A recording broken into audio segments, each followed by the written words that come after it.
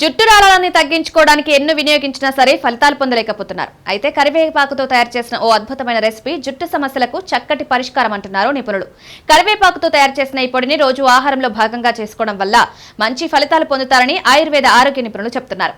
జుట్టు సమస్యలను నివారించేందుకు కరివేపాకు ఉపయోగపడుతుంది. ఈ పొడిని తినడం వల్ల శరీరానికి కాల్షియం, ఫాస్ఫరస్, ఇనుము, మెగ్నీషియం, రాగి, జింక్ వంటి ఖనిజాలు పుష్కలంగా అందుతాయి.